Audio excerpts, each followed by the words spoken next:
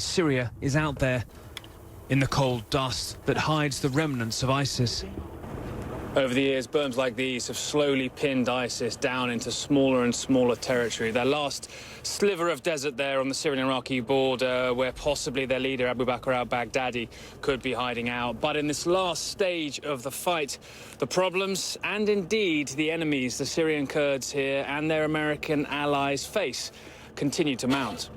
Last night, another new enemy emerged near here. Tanks and 500 militants loyal to the Syrian regime advanced on and shelled American commandos and their Syrian Kurdish allies not far west of here. US warplanes and gunships killed 100 of them. The rest fled. What on earth just happened last night and why haunts the US Special Operations Commander. I guess I am a little bit surprised. Whoever that was knew that the SDF were in defensible positions and knows that they're a fierce opponent. Does your head begin to spin occasionally when you just look around going, where do the enemies stop and where does the good news begin? It can be complex out here if you try to take into all those factors. The good thing about being in the military is that we usually have a military mission, and our military mission out here is to defeat ISIS. When that attack began, this Kurdish commander rang a Russian military monitor meant to keep the peace here to ask what was happening.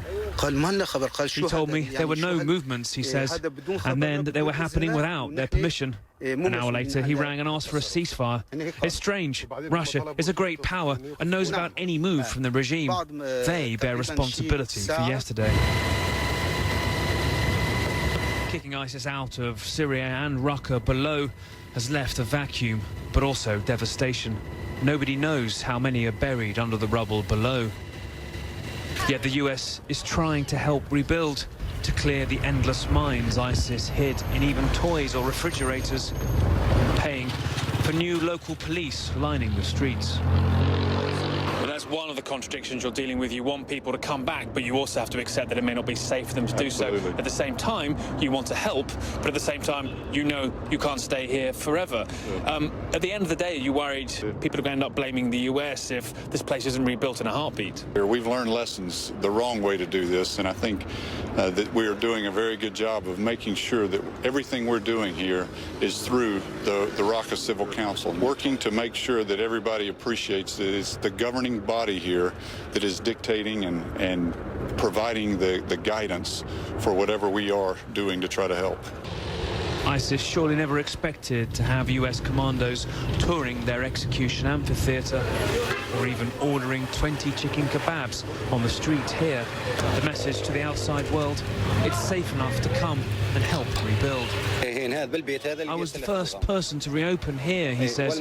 We need basic services, water, electricity. I had 3 mines in my own home, but the local council removed them. Life is rushing back here because no one can wait for the rubble to be cleared, mines to be gone.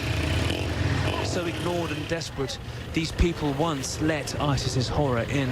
Now they urgently need something better, so it never returns. A lot of questions really there about the US presence don't have easy answers. They don't want, like Iraq and Afghanistan, to own the problem perpetually of rebuilding the ruins of Raqqa, and at the same time too, they obviously